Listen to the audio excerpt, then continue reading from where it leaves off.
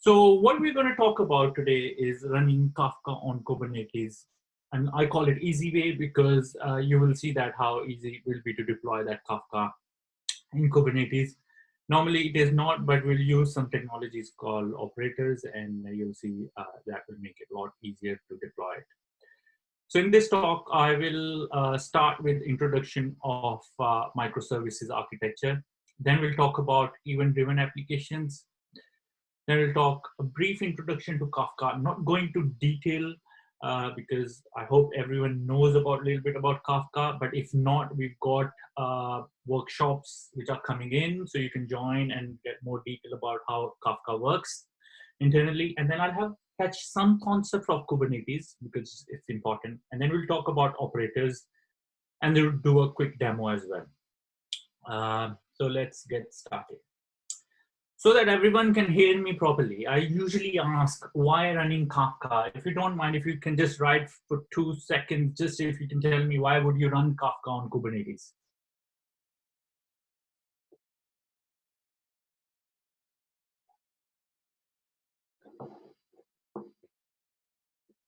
I'm waiting for the answers. Perfect. Scalability, that's good.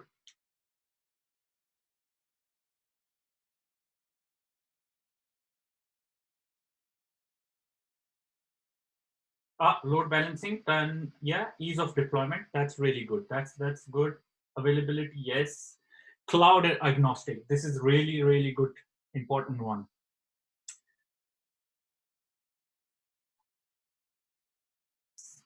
Yeah, single platform for all applications are also good, and to achieve horizontal scaling. So everyone's spot on. In fact, this is what exactly what we going. So yeah, let's basically, that means everyone can hear me properly. That's very good. So microservices architecture, what they are. Microservices architecture is essentially, which is basically becoming very common now, is instead of running a big monolithic web application, we split those processes into a handful of applications, small applications, which can then communicate with each other using REST API or HTTP.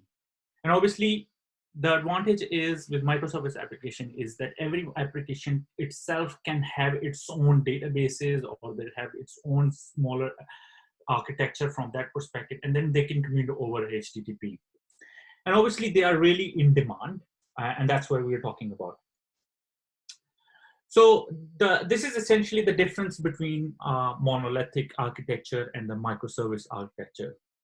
So on the left, you can see the monolithic architecture, that you have a kind of like a typical three-tier typical architecture where you have UI layer that is actually where the user interact, and they click things and stuff happen. It trigger function inside your business logic, which then uses data access layer to communicate to a single database that store all the data and business logic. And this is a joint base, right?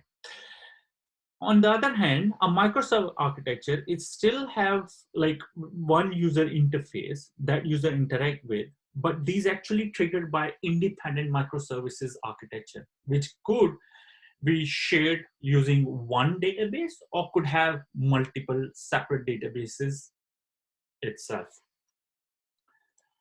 So let's talk about what are the advantages for microservices architecture, what they provide. So microservices services itself provide fast value to delivery. What that means is that we can fix component of microservices easier if we know that we can release and run it independently. We can implement new features faster because we just put it in one component and it doesn't affect the rest of the whole topology. We can experiment, like all of a sudden we know that the new feature is there, and obviously instead of affecting a whole application because it's not monolithic, we can make those changes without worrying about that it will affect the other application itself. And other advantage is basically you can have, like, instead of actually like having a big team working on one monolithic application. You can have smaller teams who can work on a specific microservice applications and can then communicate with each other if they require any changes itself. So you can have smaller team instead of having a big team itself as well. Other advantage is for microservices architecture is that you can basically not language independent, which means you're not dependent on one big application. Let's say Java, that's it. The application is written in Java that everyone has to know about the one thing. You can have applications, microservices running in Java, Go, JavaScript, and they can then independently speak to each other. And that's all the advantage of having the microservices itself. And also microservices applications runs on containers very well, because what you can do is really one big advantage of microservice is that you can dynamically scale that. And this is what I saw there on the chat, is you want to have a fast delivery. You want to deliver it quickly and dynamically increase that and speed the delivery mechanism. So that's really the advantage of those microservices, and then the flexibility itself as well. So what we're looking here is that we've introduced something called event-driven event stream platform as well, because all those microservices application, what is very important from that is that in order for them to be able to communicate easily, which means if, for example, one microservices has some data which is talking on Cassandra, and then other microservice application which is having, which runs on maybe on MySQL, and you want to basically able to like communicate or be able to transfer data between each other or be able to do that. And that's where an event stream platform like Kafka can be very useful. So you can have Kafka which comes in, all those microservices speak to Kafka, and then instead of them speaking to each other. So let's talk about Kafka. What is the motivation of Kafka? What Kafka is, in fact, because obviously why Kafka is being, as I shown in the previous diagram, Kafka is used for the microservices applications, but the motivation came from LinkedIn, in fact. So at LinkedIn, when they started to expand, they had lots of small microservices application which needed to speak to each other. For example, tracking system needed to speak to monitoring, log searching, Hadoop, and stuff like that. And that become like a spaghetti of applications speaking to each other, and soon become very difficult to manage. And this is where the motivation of Kafka came in. And they thought, why not having a one unified log, which means that instead of for all those applications speaking to each other and causing problems, and there can be a problem with the network overutilization and things like that, instead they speak to a unified log, which was then called later Kafka. I've included the link as well, which basically you can go and hear about the story if you've not heard about this. Very interesting story, why they started, and it really helped how they can communicate between different applications. So what it did was decoupled all those applications from each other, and every application needed to speak to Kafka, and that helped really much for expansion of all those microservices itself. So what is Kafka basically? Kafka is a distributed streaming platform that is used to publish and subscribe to a stream of messages, also known as records in Kafka terms. Kafka provides fault-tolerant storage as it replicates messages to multiple servers. Kafka is designed to allow your apps to process records as they occur. Kafka is fast and basically very efficient by batching, compression, and record. Kafka, in fact, decoupled producers and consumers. So there is a concept of producers and consumers, as you can see in this diagram. Producer is any application which produces some sort of a data. and then the consumer is anything who are interested in that specific data. So let's talk some architecture. So here is one architecture which is as compared to what we were seeing that on the LinkedIn diagram is, let's say you've got some producers, i.e. IoT application, databases, online applications, or stream processing, or companies have monitoring data, and all those applications need to somehow communicate to each other. And in a normal architecture, where the Kafka is not used, can be quite difficult to itself to for them when they start talking to each other, and that literally become a spaghetti, because not only you see lots of network issues over congestion, because let's suppose one database that needs to be speech to 100 application, which mean all those 100 applications needs to communicate to this database, and that can cause lots of problems. And that's where we can introduce Kafka in that architecture. So in this architecture, as you can see, we've got all those applications deep coupled and then are able to communicate through Kafka, which means IoT, which produces some sort of data that needs to be used by one application, who's an analytic application on the left side, can get same data. And in fact, an IoT application which is sending that data into Kafka can be reused, not only all of those bottom applications which are like consumers on the bottom. So let's say our producers are on the top of the screen and the consumers are on the bottom of the screen. And that really makes it a lot easier. I mean, so yeah.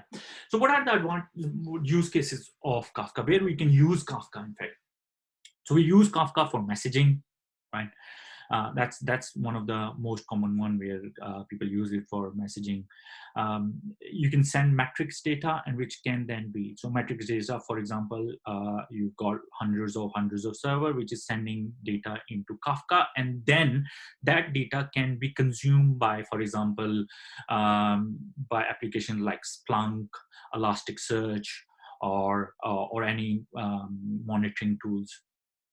You can have it for log aggregation. So for example, instead of, imagine you've got hundreds of those servers and you wanted to get those logs.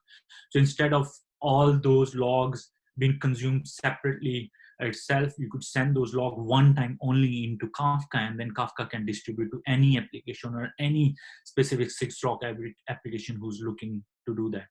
Stream processing is another very much used case, where you could basically get the data into Kafka and enrich that data and then resend it.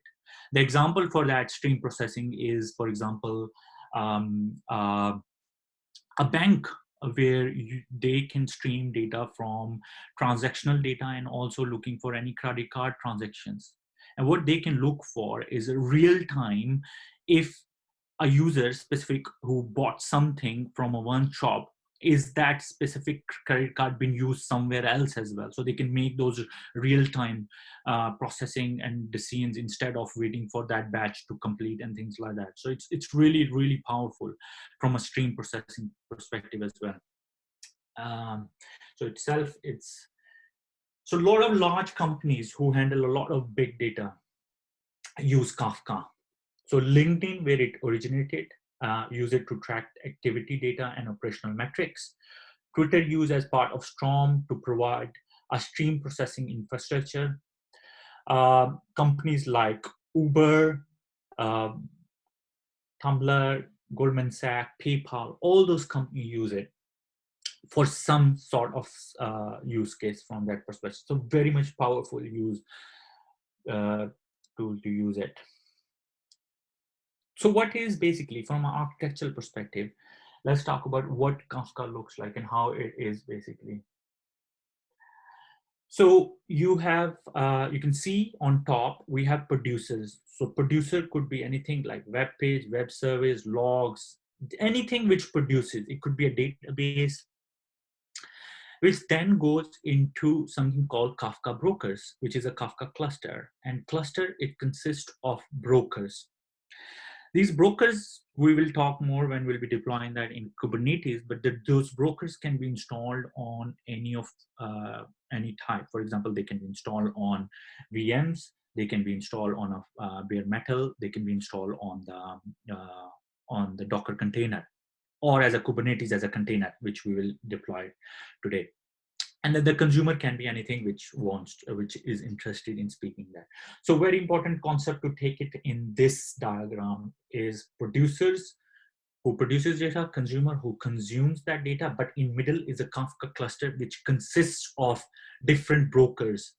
And obviously that data which sits in those brokers needs to be persistent. And on the right side, we can see Zookeeper, which is basically is to manage Kafka cluster itself. So this is another diagram I just wanted to show to show what producers and consumer look like, and put some more concept before we just leave Kafka. But this is basically, I'm just touching a surface of it. There is a lot of concepts which can be covered in workshop which we are presenting. So please do join if you're interested in understanding more about Kafka. So what you see on the left side, as I said, all those producers can use either basically some producer application which we can write to produce that data into Kafka cluster, or we can use a framework called Kafka Connect, which is already built and available. And that can also make it easy, for example, from a well-known applications like databases and big data applications. As you can see on the Kafka cluster, now this diagram also have brokers, but it's also, you can see that every message which comes into Kafka is divided into topics. And those topics, for resiliency purposes, are partitioned and sent to a different other machines, which are called brokers. So as you can see in the diagram, we have topic 1 with partition, which is being also sent to other brokers as well. And that is basically is to provide resiliency so that if there is an issue with one broker, we still don't lose any data. And then on the right side, you can see sync connector. This is another type where you can read that data and send into all those applications. So for example, Elasticsearch, as I talk, you've got some kind of a log data or a metric data or any other data you're interested to ingest into Elasticsearch, you can get that from these connectors as well. So important concept to take here are brokers, topic, and partition. That's very important from the next concept we're going to talk about. So Kafka installation options. So Kafka can be installed as a Docker container. As I said, it can be installed on a VM. It can be installed on a bare metal as well as a node, a broker, and obviously Kubernetes. And also, if you're interested in cloud, at Instaclustr, we also provide managed platform for Kafka, which means if you want to go and deploy within 5 minutes, you just go fill up the form and get up and running Kafka cluster. And we not only help in building the cluster, but we also provide management and support as well. So it's a first-class support we provide where as soon as you build that cluster, our operational team start monitoring, and if there is any issue, you can contact them. So yeah, but we're going to talk today about Kubernetes, how we can deploy on Kubernetes. So let's talk about now, let's move away from Kafka and let's talk about containers, because obviously we talked about microservices, we talked about Kafka as an event-driven, but now let's say where we can deploy those microservices application. So microservices applications are normally can be deployed in containers. Now containers, what containers are? Containers are a way to package that software in a format that can run isolated on a shared operating system. Unlike VMs, which for example was used to be a very common way of deploying application, where you will have a separate operating system for every VM. And then they will share the hypervisor. But that was quite difficult to manage because obviously you'll have to deploy a separate operating system and then you deploy apps and things like that. Whereas container itself guarantees that software will always run the same regardless of where they are deployed, because obviously that container application can run either on a laptop and can be deployed on a big machine. So let's say container and microservices applications. As you can see in this diagram, we see that we have deployed lots of containers into Linux nodes. Obviously, as we said, the containers share the same operating system. So in one on one machine, we can deploy as many as container we require, depending on what is the hardware specs on. But that becomes difficult when you want to manage those containers. So for example, it's okay when you have containers in one Linux machine, but let's say you want to distribute those containers, because we're talking about distributed applications such as Kafka or Cassandra and all those databases. That can be a problem, because how do you manage that? Do you go and normally go and deploy manually, which can be quite difficult. Imagine if you have nodes, 100 nodes, and you want to deploy that application 100 times on those using the containers. It's still, you have to log into every physical node and deploy that container. I know it is easy, but it can be difficult when you go and deploy that. And that's where we talk about Kubernetes. So what is Kubernetes? So what does Kubernetes mean? Kubernetes is an open source system for automating, deploying, and scaling and management of containerized application. In Greek, it's called pilot. Pilot means, who take care of the ship as well. So that was built in Google, just a bit of a history, and it was an open source tool and widely used container for managing containers. There are other orchestration tools as well, but Kubernetes is one of the famous one. Really widely used that from lot of big organizations as well. So what Kubernetes provide basically, as I said, Kubernetes came from Google and provides auto scaling, self-healing infrastructure, storage orchestration. It can be used for CI/CD, for example. That's another very much important, from where you can control your infrastructure through code. That can run stateless applications. So originally it was built for stateless application. What stateless application mean is, for example, a WordPress or a word page, where you don't store the state of specific application. All you do is you log into the front end, check if there is anything, and you don't store anything, and that's called stateless applications. So in fact, that was built for a stateless application, but now it's becoming commonly used for stateless full applications like Kafka, and we'll talk about why Kafka. As I talk about, Kafka itself has topics, which topics needs to be stored. That means you need a stateful of those brokers, and we'll talk about how why it is important from that perspective.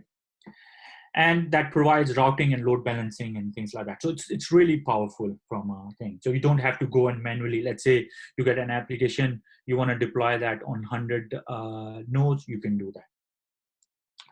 So let's talk about what is Kubernetes node, some of the concepts from Kubernetes node. So we have a Kubernetes node, and as you can see, we've got some microservices containers, which are also deployed. And then on top of that, we can also see other applications like Kafka, Cassandra, and Redis. But think about that. This is only one node. We were talking about distributed applications. Also, for example, Kafka requires, for example, 3 brokers, minimum 3 servers to build that. Or what if, for example, even you deploy on one microservice and that node goes down? What do? We build a cluster. It's a cluster of physical nodes which then have those containers. Okay, that's fine. A cluster is a set of nodes that go together. So even if one node fails, you have an application still accessible to the other one. But that's again comes to that same topic. How do you deploy and automate those deployment of that? And that's where the concept comes of master nodes. So in Kubernetes, there is a master node which makes sure that all those containers which or applications we request are distributed among different nodes, and make sure that, imagine if one physical node goes down, it makes sure that it will make sure that the other nodes, the container applications, are itself running on other node as well.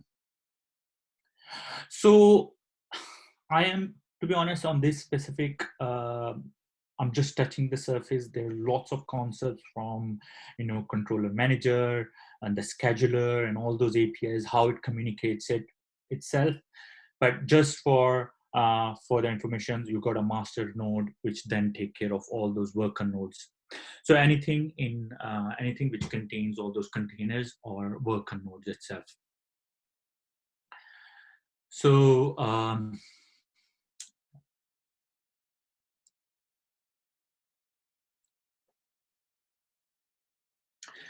one thing, basically, if you see from a previous diagram, I'll say is that you cannot deploy the containers directly in Kubernetes. You cannot deploy, that's very important concept. You cannot deploy containers directly into Kubernetes. So what you need is, that's where I'm going to take, you'll see a little bit difference. Keep an eye on these containers. That one I put it intentionally because I wanted to give a difference. So that comes a concept called pod. A pod is basically is combination of different containers which can run as, basically it's itself. It contains different containers which can be used for a specific application. So as you can see here, you've got Kafka pod, Redis pod. A Kafka pod might be running 2 containers within that, but itself they're independent of other pods itself as well. And those pod can then be distributed into nodes. So very important concept for pod perspective. So it's like, just go more, a little bit more detail, is basically a pod itself is a smallest unit of work in Kubernetes. About one or more container that share a network space as well as the single context as well. So that's basically we talk about when we deploy any application, we deploy as a pods. So Kafka on Kubernetes. Now that's very important. Why Kafka on Kubernetes, right? Yeah, we talked about Kafka on Kubernetes. Kafka is a stateful application, which means that it requires, and let's go a little bit. I'll go on the next diagram and then we talk about it. So basically, Kafka is a stateful application. In that Kafka cluster, we have brokers. Those brokers holds the topic data which we were talking about. The producer who produce that data sends those topics, and that topics are then distributed among different machines.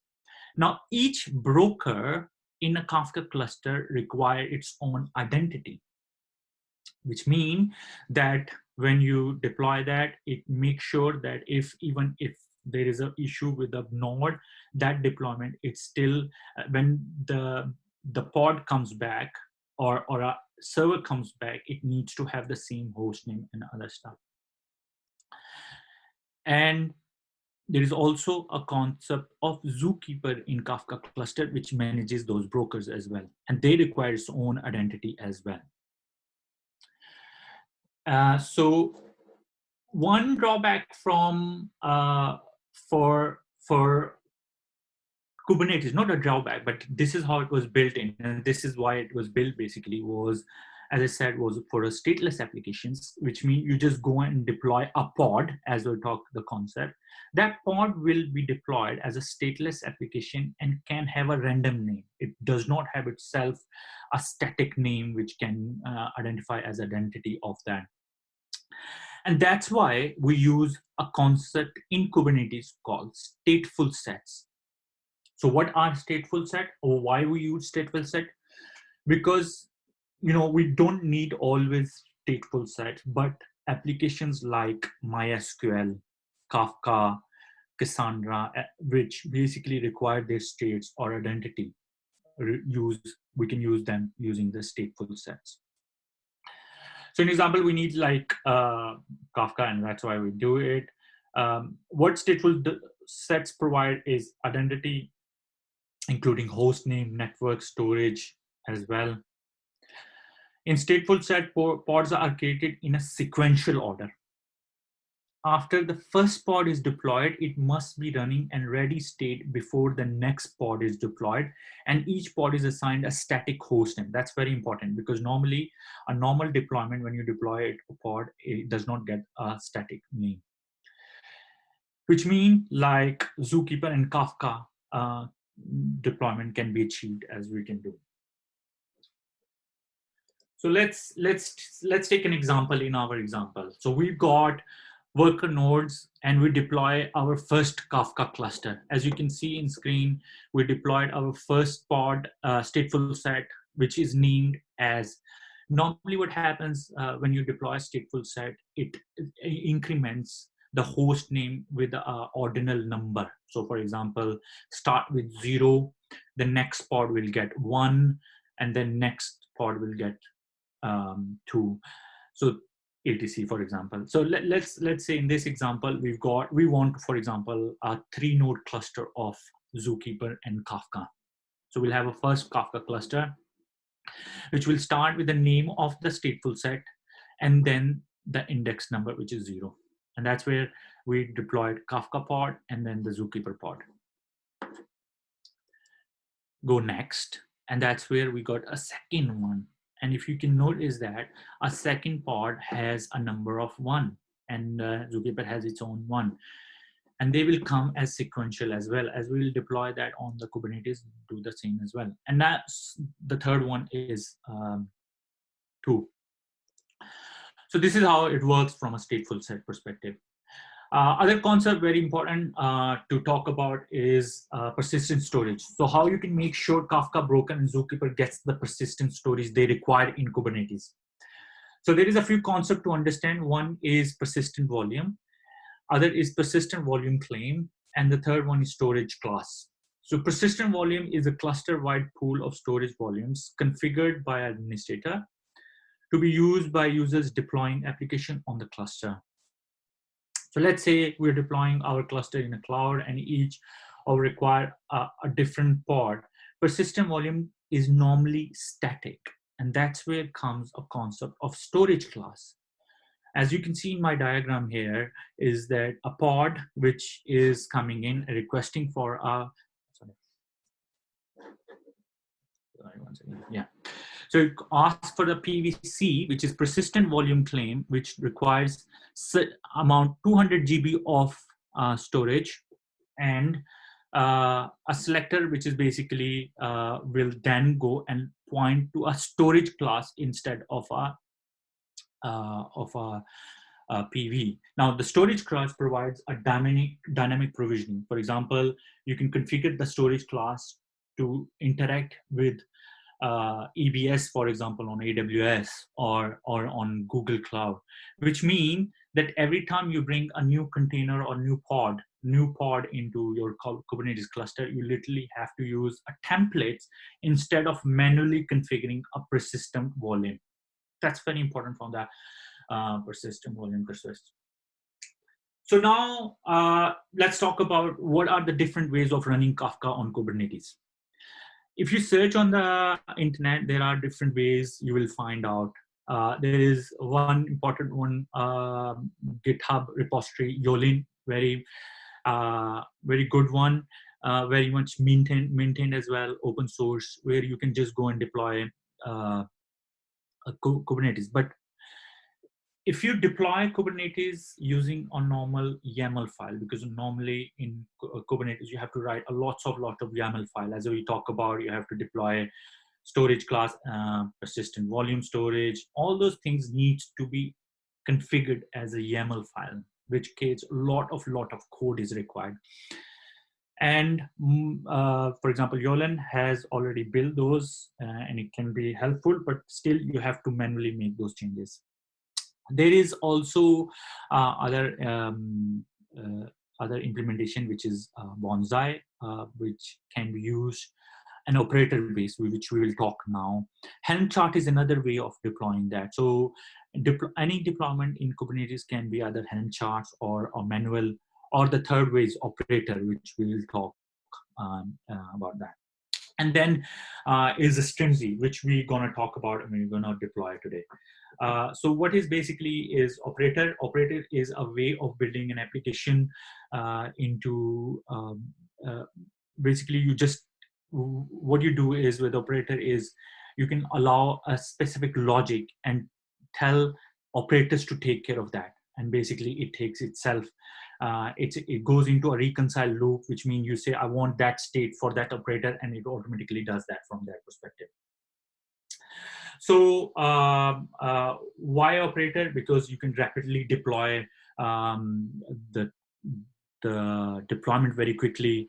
And this is what we'll talk about. We'll see that today when we deploy the Kafka itself. It can be a lot easier. If we were not using operator, it would take a lot of time to go and manually build those settings, because for every settings you have to manually configure that settings.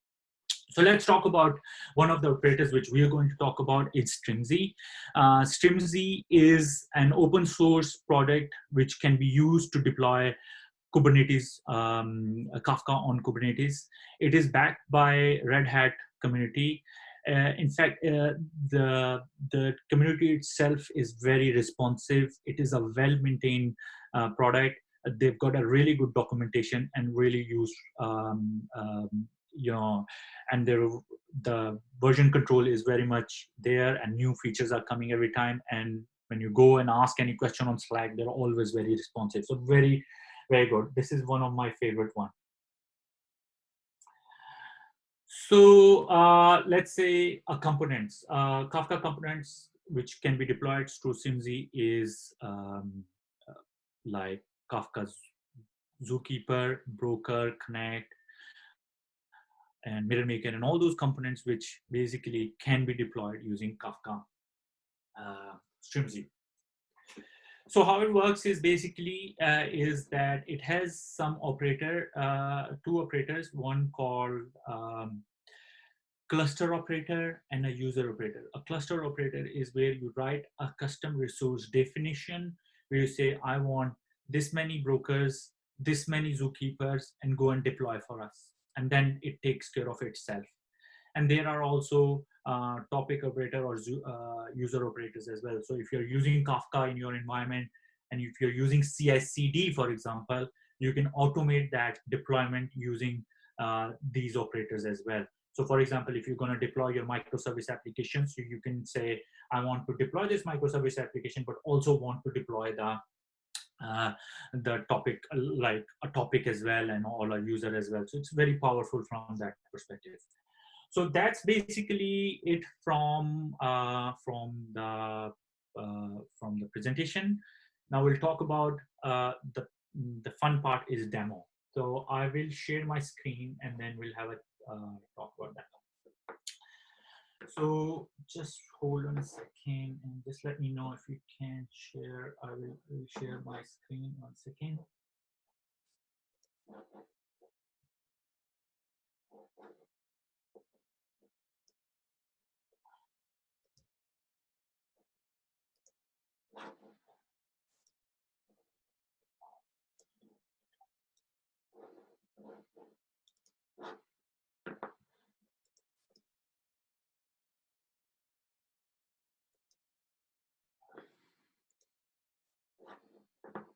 Just 1 second.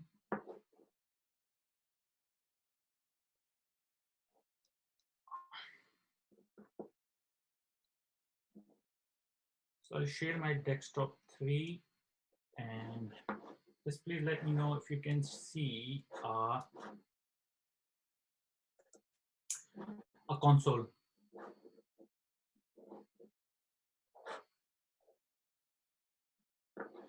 That's perfect. Okay. So what we're gonna do is basically is that I will show you first. I've got we're gonna deploy that Kafka on one of the Kubernetes cluster, which is currently running. So I will just quickly talk about what is that. So I've got a 3-node cluster running. So I've got a cluster up and running on AWS, which has 3 nodes and it's already been deployed. So what we're going to do is we're going to see how it's working from the perspective of, we're going to start deploying that now. So just hold on a second. I will. Okay.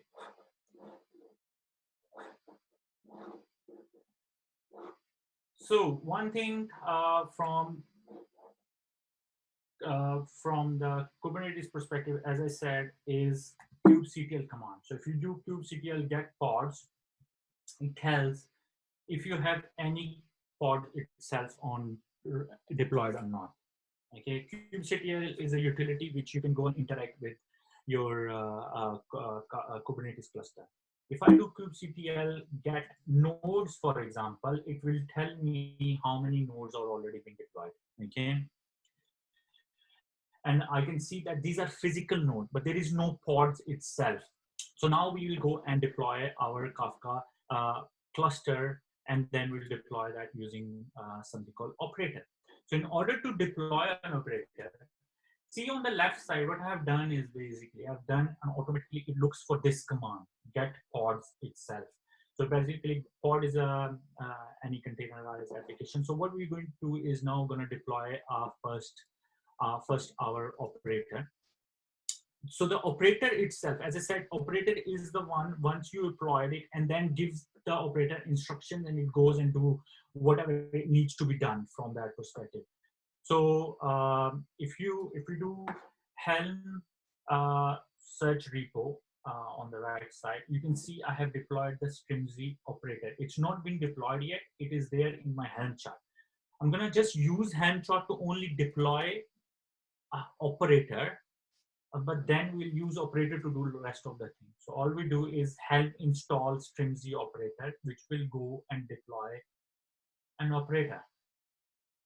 Once it's deployed, you will see on the right side, as you can see, as soon as I deployed the Helm chart, you can see a new container came in. And that container is a deployment. As you can see, it has a name of the container or a pod and then random name. And this is where we talked about. We need something called StatefulSets.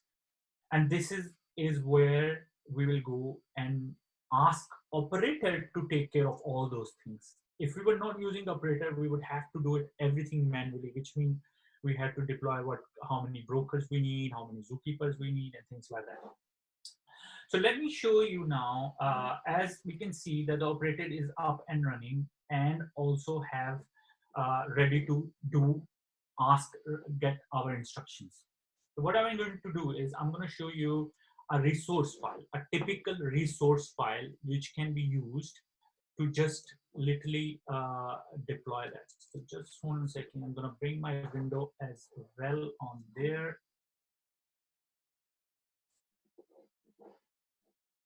So here is a resource file for that Strimzi operator. What we're doing through this is we're calling our name first cluster.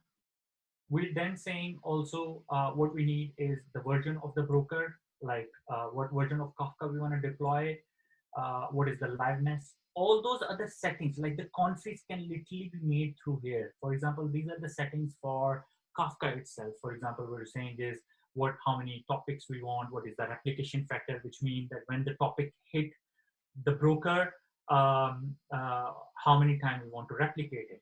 We're also saying how many replicas. This means that how many brokers we want it in our cluster. What is the storage we needed? And then also, these are all the metrics information. That is basically which we'll use when we want to use the Prometheus to deploy that. So in fact, this all sample configuration is available on Strimzi website. So this is why it's my favorite one, because it makes it a lot easier. So all you have to do is make those changes on this specific file, and then you can get Kafka running. So in our one, we say we want also a zookeeper cluster with 3 nodes. And We want a persistent claim. As I said, we were talking about persistent claim, and we said we want 10 GB of storage. So I will save that, and we're gonna just do this. So I will move this window. So this is on one of my resource folder. If I see in there, if I say cat resource, and then you can see here is that file which we were talking about, Kafka deployment. So not car, it's cat. So this is the same file which we were talking about. All we have to do is, if you need to deploy any application, is literally you have to use a command. Sorry, I'm not typing it because of the time. So here it is, kubectl apply, and that's the folder where this file was, kafka.deployment.yaml file. Keep an eye on this left side as well. That's very important. You'll see that as soon as I press the button, you'll start to see now the operator kicks in and start to take the magic itself of deploying the Kafka. Here you can see a first zookeeper cluster comes in, and you notice the name. First cluster, zookeeper 0, then zookeeper 1, and zookeeper 2, which means this is a stateful set, which means those names will be static. And these will start running those containers. As you can see, this is a pod which has 2 containers. As I said, they can be a pod where you can have multiple containers, but within that, they talk to each other to make sure. For example, for Zookeeper, there is something they use sidecar or container as well. So they use Zookeeper container and also a sidecar container. That's why they use it from that perspective.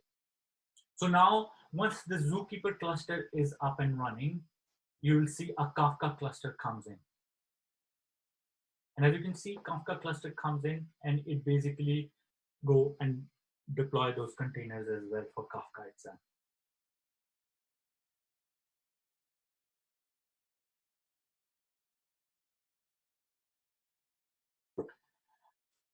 Okay, so now we'll wait for Kafka to come in.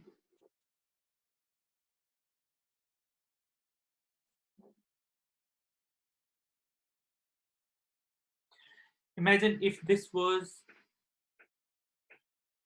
yeah, is there any step-by-step guide? I think Strimzi website is, which is also, I will share my slides. So there is Strimzi website which you can go, and there is a step-by-step guide which you can follow. Or if you need any help, I think you can always email me if there will be anything. But yes, Strimzi has all those instructions provided there. So now we have this operator, and what it does is also deploy other operators. I was talking about entity operator, which includes also a Kafka operator, user operator, as well as the topic operator as well. So the question is it auto scaling? Yes, you can auto scale as well, and let's do that as well. By the way, let's say you want to go and auto scale that. What we can do is we'll do that as well. We'll make the changes now. So let's say, see, within few clicks of that, operator has taken care and went and deploy a Zookeeper, a Kafka cluster, which if you were to go and normally deploy yourself manually would have taken ages to do that. So very cool. It has also deployed exporter as well. What is exporter? Basically, we can basically use exporter, so Kafka is built on Java and uses JMX metrics. So you can literally use those JMX metrics to monitor that as well. And we can use Kafka. So Strimzi provide that exporter, and this is what those metric settings were, where we could do it. So I'm seeing lots of questions. Can we expand it easily? So yes, so let's do that as well. So now you see, we said we needed 3 of them, right? So let's expand our cluster now. So I'm going to do it in front of you guys. What I'll do is I will bring this resource file again. And I say now I need, instead of 3, I need 5 of them. Okay. Press save button. Come back. All you literally have to do is apply the same command and see this on the left side now. It is 1, 0, 1, 2, and here you go. The fourth one is coming. Third and fourth. So this is better of just pressing one button, one change setting, and literally has expanded your cluster as you need it. So other is basically, I think we just running on time is, okay. Bill, how long we have it before I can close this? If you don't mind, can you just tell me? Let me see. Yeah, we almost at 11 now. Maybe a few more minutes, 5 minutes. Okay, 5 more minutes. That's Yeah, fine. I would love to show how we can send the data sure. and all of that. But so let's do that quickly, and then I'll show you. Show the. So if I can take 10 minutes, that would be great. So let's Okay. do. Is that going to, are you go through some of the questions in the chat window? I see some questions already. Okay, so can we expand quickly? Yes. So there was a question. Can we expand easily? I have, as you can see, I have literally just changed those settings, and we could expand that as well. Okay, other question is, can we connect external applications to Kafka? Yes, we can. Yes, we can use that. We can use, we can go more detail about that. We can use the load balancer and the services, which then can use and connect Kafka cluster outside application. And we can use also Kafka Connect as well, which is also provided by Strimzi to either go and connect to external applications or internal as well within your cluster, like for example microservices applications. Other question is broker. We can expand the zookeeper as well. Normally zookeeper is not required in Kafka cluster. You normally need 3 node cluster anyway. You don't expand normally in a production environment. So if we have built with 3, that's fine. How easy is to do using the cloud formation templates from AWS? Yes. So I did deploy the cluster itself, the Kubernetes cluster with EKS CTL. It was literally one line of command using EKS CTL. But from a cloud, if you're asking about Kubernetes, about deploying Kafka itself, as I said, it is an operator who takes care of that. So all you have to worry about how you deploy that operator, and that is normally can be deployed with Helm chart with one line of code, which I did it. Okay, so I will just quickly do what we call sending some data itself.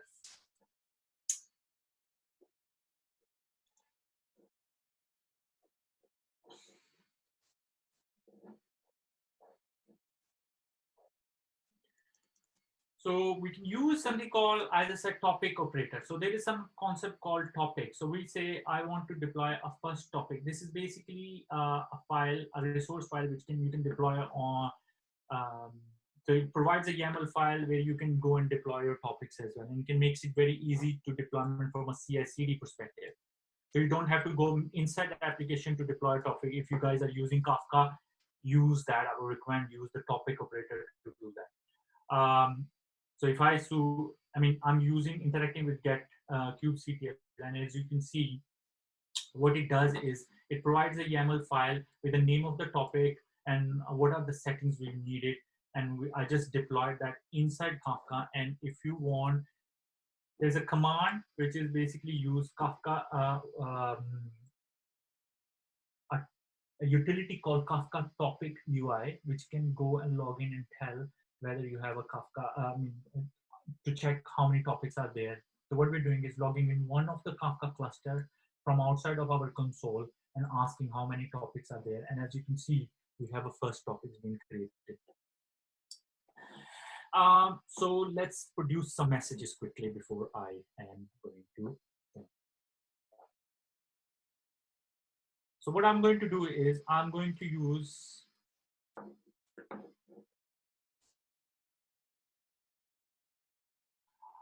what I have done is I have used a Kafka producer producer API. This is another utility where you can produce lots of messages. And what I'm trying to say is send 10 messages onto a first topic and just close it.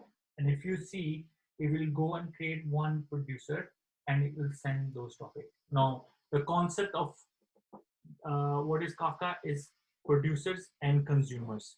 Okay, so what produces something. Now on the third window, I will open a consumer. Well, consumer, and this could be another consumer.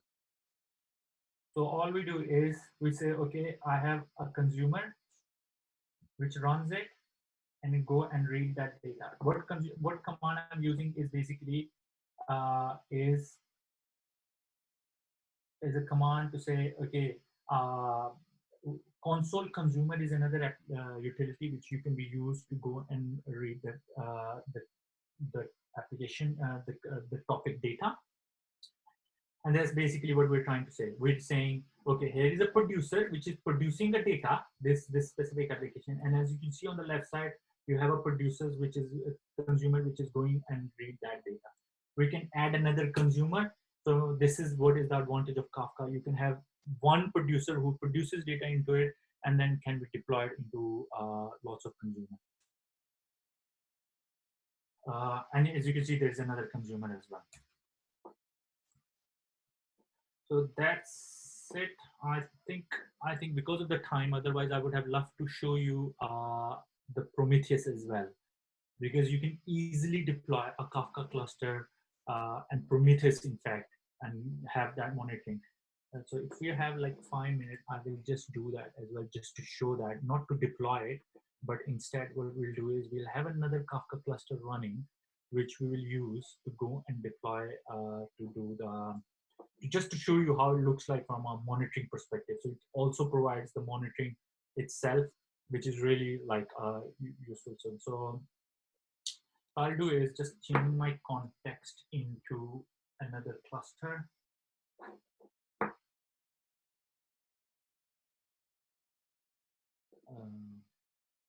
Okay, that's the one.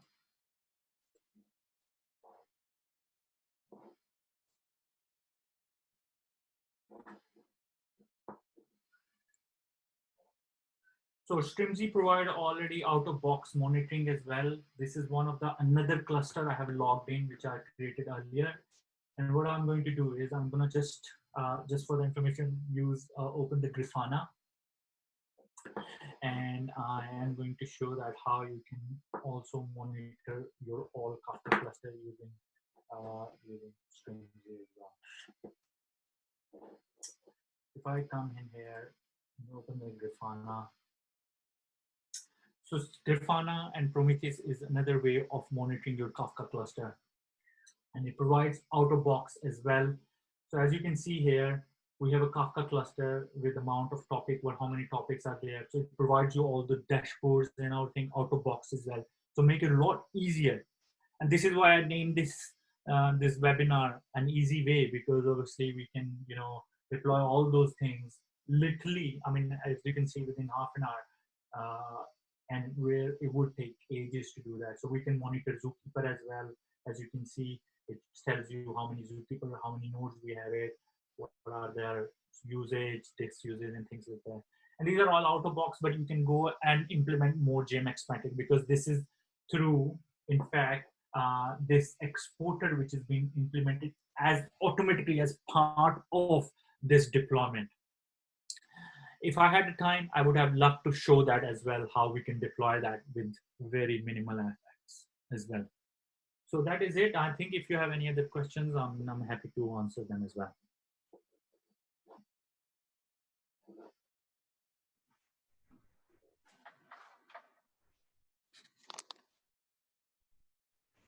I think I've got lots of questions coming in. So what I will do is, if you can email me as well, I will be able to, let me send my email on the web chat. So please email me and I'll be able to answer if you have any other questions, which I will not be able to answer. Yeah.